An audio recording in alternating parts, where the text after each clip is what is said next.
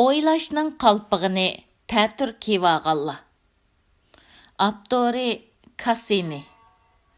Çatma mülahizə 2. Yevropaның tarixi sınıflar ara macra tügümegen tarixdir. Deydi Türk yazğıcısı Cemil Merç. Qaraganda chet eldiki Uyg'urlarning tarixi mo ism majrası tügümegen bir tarix bo'lib qoladigan o'xshaydi. Yaqinqi kunlarda Uyg'urlarning suyimlik do'sti Jack bilan Salih Xudoyorning Oqsaroy tor betida e'lon qilgan murojaatnomasi ijtimoiy taratqularda xuddi lotereya tortidigandek talash tortish ichida qoldi. Yanala shu o'zini milliy sezgurlikning jumlanma cho'qisiman davatgan kishilar. Salihninkini tartsang mustaqillik chiqidi, Jackninkini tartsang avtonomiya chiqidi. Shunga Jackga rahmat xati avatib qo'yib, mustaqillik chiqadigan lotereyani tart degan e'lon san'at programmasini davomlashtirib keldi. Undan boshqa WhatsApp to'plarida tarqalgan 17 minut 36 sekundlik bir so'znimi o'ylashning qalpig'ini ta'tir kivilishning misoli sifatida ta'kidlashga arziydi. U janobning nazarida bu ikki murojaatnomaning birli vaqtda chiqarilishi Amerikaning o'yini emish. Bu kishining agar Jackninkiga imzo atsang, Amerika avtonomiya strategiyasi tuzidi. Salihninkiga imzo atsang, mustaqillik strategiyasi tuzidi deganiga qaraganda, bu kishi murojaatnoma bilan ray sinashni aralashtirib olgan o'xshaydi. Mencha Amerikaning o'zining dunyoning aksi bo'lishdek shon shuhratiga ta'sir yetkazadigan bundaq arzon o'yinni o'ynashi mumkin emas. Murojaatnoma degan nima? Bir jumla so'z bilan ifodalaganda, murojaatnoma konkretni zulm haqida ojizlarning ovozi, cho'qani va sadosining dunyodagi adolatparvar kishilarning sadosi bilan qo'shilib, intayin zo'r bir ovozga aylanishi. Bizning uyga o'g'ri kirdi, o'g'rini tutayli deb vaqirash yoki suvga tushib ketgan odamning qutqizinglar deb vaqirishi. Suvga tushib ketgan kishi hargiz vatanimni mustaqil qilib berib, ondan meni qutqaz deb vaqirmaydi. Ham bundaq mantiqimi bo'lmaydi. Ko'chada ketayotgan har qanday bir odam siz, men va ummo bizni qutqizinglar deb murojaatnoma chiqara oladi. Mayli Oqsaroy tori va yoki Change.org'da bir murojaatnoma vatansizga vatan elib berolmaydi. Shahrizodning strategiyasi ilmi kuchga ega. Ming bir kecha masalalardagi Shahrizod ayni davrdagi vazirning qizi edi.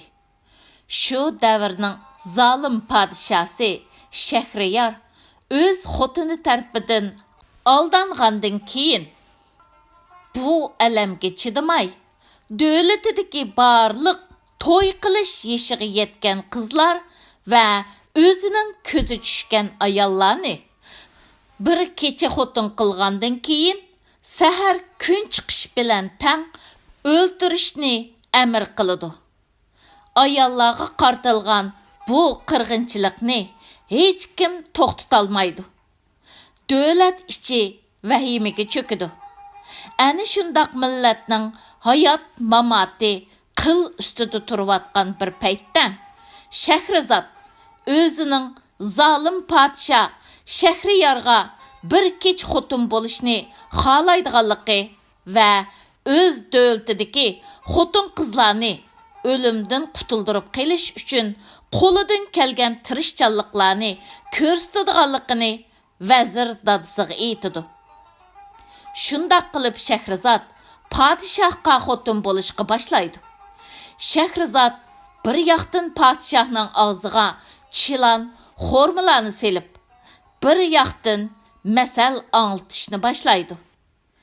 Shahrizodning hayoti qil ustida bo'lib, agar uning to'qigan hikoyalari podshohning quliqiga yoqmay qolgan ahvol ostida Shahrizodning bo'yni qilishdan o'tkaziladi. Shahrizodla emas, bu davlatdagi barliq ayollar o'lim vahimasi bilan qarshilashadi.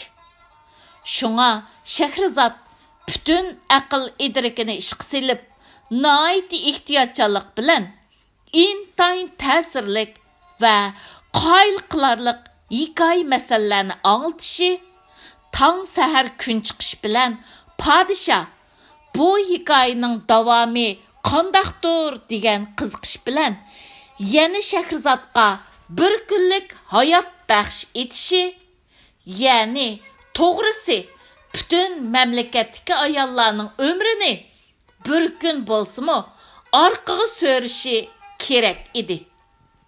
Shundoq qilib Shahrizod bu hikoyani 1001 kecha muvaffaqiyatlik anglatgandan keyin podshoh Shahriyor bu davlatdagi barliq ayollarni o'ltirishdan voz kechganligini e'lon qiladi. Aqlliq ayol Shahrizodning hikoya anglatishdagi sezgirligini bir siyosiy strategiya deyishga tamoman bo'ladi va bugungi Uyg'urlarning ahvoliga tatbiqlashga bo'ladi.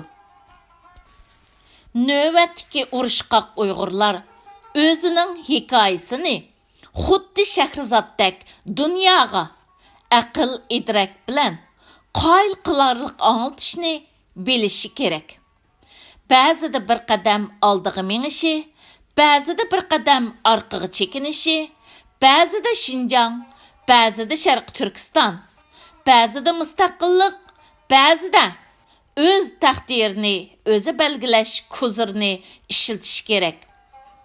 Tarixda biz nurg'unlagan kuchlarning shaxmat taxtasidagi o'yinlarining pechkisi bo'lib keldik. Bu qitim bo'lsa-mu, o'z pechkinlarimizni qandoq ishlatishni bilayli. Bizmo shapkamizni ustalning ustiga qo'yib, o'ylashning olti qalpig'ini ta'tir kiyib olmay, o'ng kiyib, taqdirimiz haqida cho'nqur o'ylanish elib borayli. Aslida o'ylashning olti qalpig'i deganlik shapkangni ustalning ustiga qo'yib, bir masala haqida 6 turlik o'yla degandan iboratdir. Qatnash qoidasi bo'yicha qizil chiroqda to'xtash aqalli bir savat. Mashina haydaganda nima uchun qizil chiroqda to'xtaymiz? Agar qizil chiroqda to'xtamay o'tib ketgan vaqtimizda qandoq bir oqibatga duchor bo'lamiz? Saqchi qo'g'lab kelishi, pravimizni tortib olishi, nurg'unlagan avorchiliklarga duchor bo'lishimiz mumkin.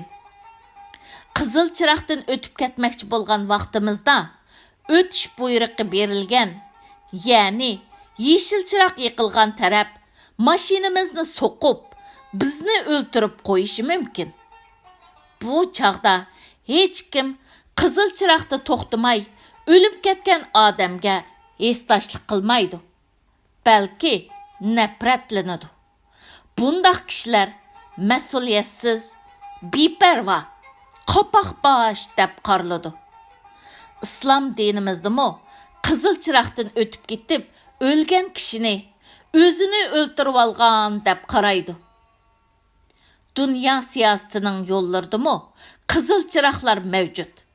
Ba'zida to'xta degan buyruqlar keladi, darhol to'xtashga majbur bo'lamiz. Chunki bu yo'l dadimizning yo'li emas. xiyolimizga kelgancha Xon Laylunni bo'lishig'i aytib mangdigan. Yaqinda Türkiye'nin başbakanı Binali Yıldırım'ның Uyg'urlar bizning qarindishimiz, ammo terror bilan chetilib qolgan chog'da yüz xotir qilmaymiz degan so'zi Uyg'urlarning o'ylashning olti qalpig'ini kiyib turib o'ylashi kerak bo'lgan so'zlar.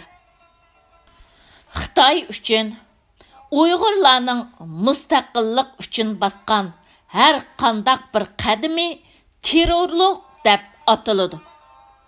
Demak, Türkiye mu Xitoycha vaznda so'zlayotidi. Bu ko'tirib qo'pqisiz ig'ir gaplar Uyg'urlarga aql bilan ish qilish kerakligi haqida ogohlantirish bermoqda. Yaqinda Nuri Turkal bilan Xitoy bayonotchisi Gauning Al Jazeera'da o'tkazgan suhbatini hammamiz angladik. Gau jazo lagerlarining borligidan tinib olgandan boshqa 2015-yili Xitoy o'zi e'lon qilgan 11,5 million Uyg'ur nüfusini 6-7 million davatidi. Shuningdek, agar menmi bo'lginchilik qilsam, menimi jazolaydi degandek ushuqlikni qilyotidi. Xitoy Birleşken Devletler Teşkilatı'nın yığınıdımı jazo lagerlarining borligidan tinib olgan edi. Bu bir qator jarayonlardan keyin Xitoy jazo lagerlarini bo'shitish maqsadida ularni qora qo'yiq turmalarga va ichkiri o'lkalarga yetkazayotdi. Bundaq bir ig'ir ahvolda amaliy reallik va bu reallikdan qanday qutulish, shundaqla Uyg'urlarga foydali bo'lgan yangi yo'llarni tepish haqida rost gap qilayotgan aqlli kishilarimiz haqoratlanyotdi. Buning aksicha Sharq Turkiston mustaqillik degan shikar yalatilgan so'zlarni jinining boricha vaqirab qo'yib, Sharq Turkiston uchun bir toshni u yerdan bu yerga olmaganlar qadrlanyotdi va olqishlanyotdi. Dünya kechikish bilan to'lgan. İnsanlar bir-birini kechikib tushunadi, kechikib qadrlaydi. Ammo ular har narsaning mohiyatini tushunib yetganda fursatlar qo'ldan ketgan bo'ladi. Uyg'ur jamiyatidagi aqlli kishilar bilan g'avg'o qilish aqlsiz kishilar uchun tatliq tomoqni yeyishdinmi qulay bo'lib qelyotdi. Uyg'urlarda bir hikmatlik so'z bor. Dünya sana bakmasa, sen dunyoga bak deydigan. Dünya hech kimning ko'ngliga bakmaydi. Hatto qarindishingmi sana bakmaydi. Agar dünya birlariga bakkan bo'lsa, Suriya xarobilikqa aylanmagan, Falastin qon yig'lamagan, Xitoy 21-asrdami Gitlerning jazo lagerlarini qayta qurib chiqmagan bo'ladi. Albatta, dunyo bizga bakmagan ekan, biz dunyoga bakamiz. Dunyo siyosatining qizil chiroqlarida to'xtaymiz. Yeşil chiroq yoqqanda o'timiz. Uyg'urlar texi Sharq Turkiston mustaqilligidan iborat bu ulug'vor g'oyaning eng dastlabki palampaylarida turibmiz. Agar tuyuqsiz bir mo'jiz yuz bermagan ahvol ostida bu g'oyaga yetish yo'lida biz texi dunyoning nurg'un suzgichlaridan o'tishimiz, 70 xil qozonda qaynashimiz, ba'zida Uyg'urligimizning, ba'zida turkligimizning, ba'zida musulmonligimizning, ba'zida Sharq Turkistonligimizning, ba'zida Şinjanligimizning peshiga esilishimiz mumkin. Bu nuqtadan aytganda, da'vo yo'llarida Şinjan degan ismni ishlatish Günah emas. Xuddi açarçılıq səbəbidən ölüb ketiş təhdidiga duch kelgan odamga çoşqi go'shi halol bo'lgandek. Salih Xudoyarning murojaatnomasimi 100% Sharq Turkiston markaliq bilyard emas. Uningdimi qo'sh tirnoq ichidagi Xinjiang degan ism ko'langa tashlab turdi. Bu nuqtadan aytganda Uyg'urlarning ichinishliq taqdiriga chin qalbidan yestashlik qilayotgan Jack Apandi bilan Salih Xudoyarning Oq Saroy to'rbetida chiqargan murojaati xuddi ikki mo'zduzning qo'lida o'xshash materialda putib chiqqan bir xil oyoqqa o'xshaydi. Yaqinda Los Anjelesda yashaydigan bir kishining WhatsApp to'plarida tarqatgan uchurga asoslanganda, bu kishi Jackning murojaatiga uqishmay imzo qo'yib qo'yganlik sababidan xuddi bir qabohatli tush ko'rgandek butun tenini so'g'oq ter qaplab ketibdimish. Xuddi bir jinoyat o'tkazgan odamdek xuduk paydo bo'pdimish. Xuddi bir oq ko'ngil odamga uqishmay ziyonkashlik qilib qo'ygandek butun badaniga titrak tarqab ketibdimish. Nima degan kulkilik-a? Milliy kimligimiz haqida jiq davrang solmayli. Bugun bilan o'tmish orasidagi bir majroni boshlatsak, kelajagimizni yo'qotib qo'yish tahdidiga duch kelamiz, deydi V. Churchill. Shundoq. Agar Uyg'urlar o'tmish bilan hozirning simvoli bo'lgan Sharqi Turkiston va Xinjiang deydigan bu sim majrosini tugatmaydi ekan, kelajagini yutirib qo'yishi mumkin.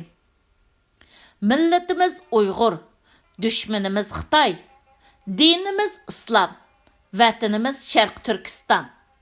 Kishilik huquq va demokratiya kerak emas, mustaqillik kerak deb ko'p davrang selish.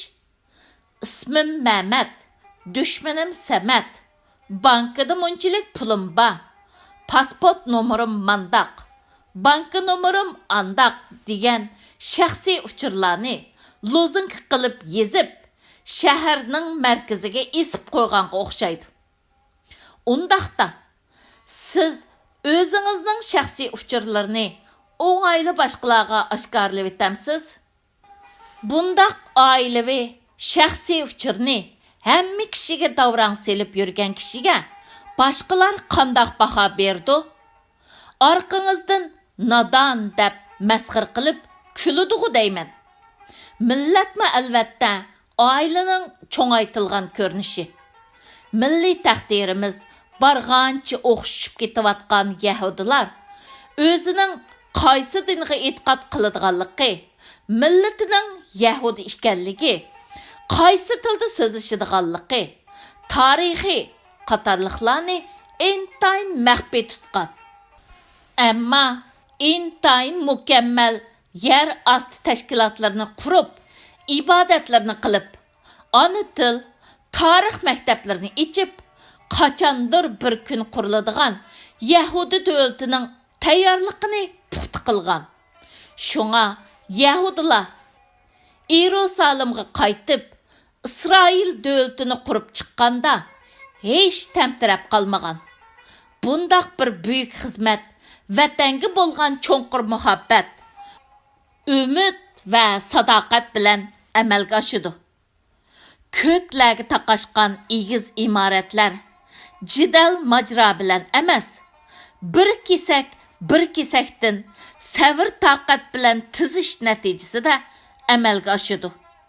Men bu yerda yana bir qatim Amerikaliklarning hikmatlik so'zlaridan birini qayta takrorlayman. Eng kuchli qovgan ishni kuchuk deb ataymiz.